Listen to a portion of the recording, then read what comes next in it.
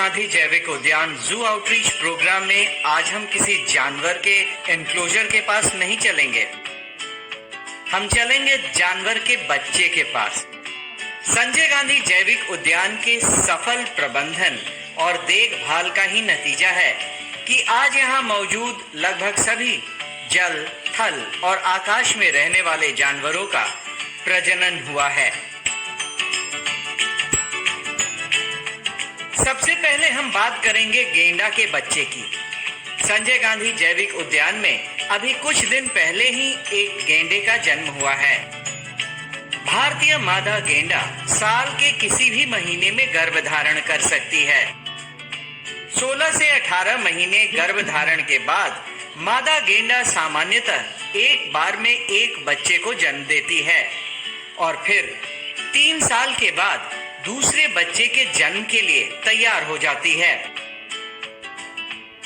जन्म के समय नवजात शावक का वजन लगभग 40 से 50 किलोग्राम तक का होता है। जन्म के कुछ घंटों के बाद नवजात शावक न सिर्फ जमीन पर चलने फिरने लगते हैं बल्कि पानी में तैरने भी लगते हैं।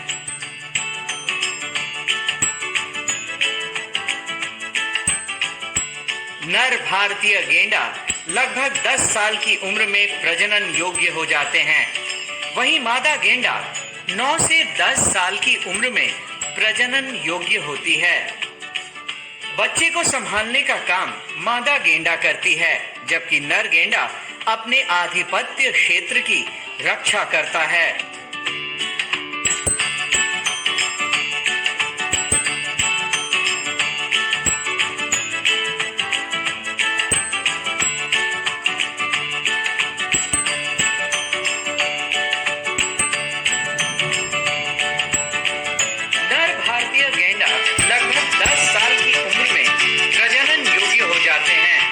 मादा गेंडा 9 से 10 साल की उम्र में प्रजनन योग्य होती हैं। गेंडे के बच्चे के बाद अब हम चलेंगे जिराफ के बच्चे के पास। संजय गांधी जैविक उद्यान में अभी जिराफ का एक बच्चा है। इसका जन्म भी संजय गांधी जैविक उद्यान में ही हुआ है। 13 से 15 महीनों के गर्भधारण के बाद मादा जिराफ एक बार में एक बच्चे को जन्म देती है। दुनिया का सबसे लंबा जानवर जिराफ जन्म के समय 1.8 मीटर लंबा होता है और जन्म के समय इनका वजन लगभग 90 से 110 किलोग्राम तक होता है। इसके जन्म के समय इनकी मां यानी मादा जिराफ सामान्यतः खड़ी रहती है और जन्म के कुछ ही घंटों के अंदर जिराफ के बच्चे चलने फिरने लगते हैं। ये नवजात शावक 3 से 4 साल के बाद प्रजनन योग्य हो जाते हैं और मादा जिराफ साल के किसी भी महीने में गर्भधारण कर सकती है।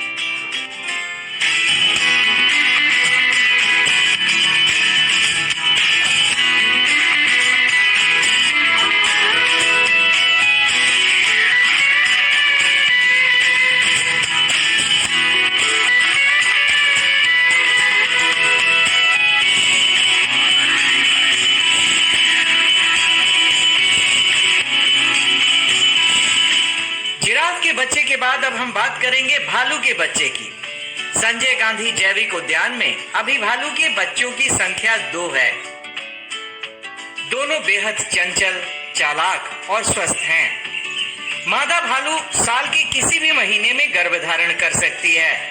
लगभग 7 महीने यानी 210 दिनों के गर्भधारण के बाद मादा भालू एक बार में 3 से 4 बच्चों को जन्म देती है, जो देखने में बेहद खूबसूरत लगते हैं।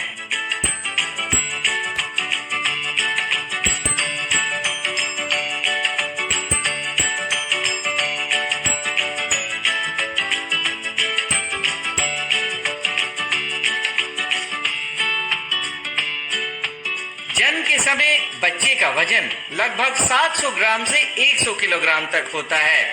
साथ ही जन्म के 1.5 से 2 महीने के बाद नवजात शावक चलने फिरने लगते हैं। भालू के बच्चे जन्म के 3 से 4 साल के बाद प्रजनन योग्य हो जाते हैं।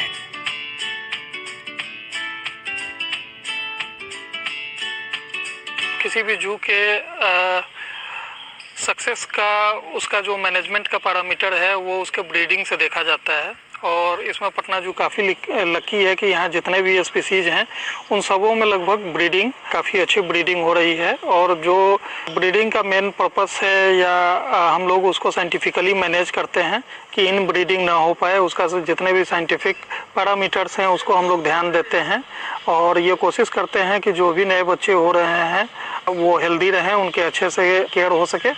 हम लोग कंफर्म हो जाते हैं कि सक्सेसफुल मेटिंग हुआ है एनिमल का, तो उसके बाद उनका रिकॉर्ड कीपिंग और एक लंबा एक्सरसाइज होता है जो उन पे ध्यान देने के लिए किया जाता है, जिसमें जो डॉक्टर की टीम होती है उनके प्रेगनेंसी पीरियड में पूरे उनका मेडिकेशन से लेकर हर एक चीज़ों पे ध्यान दिया जाता है और ध्यान रखते हैं।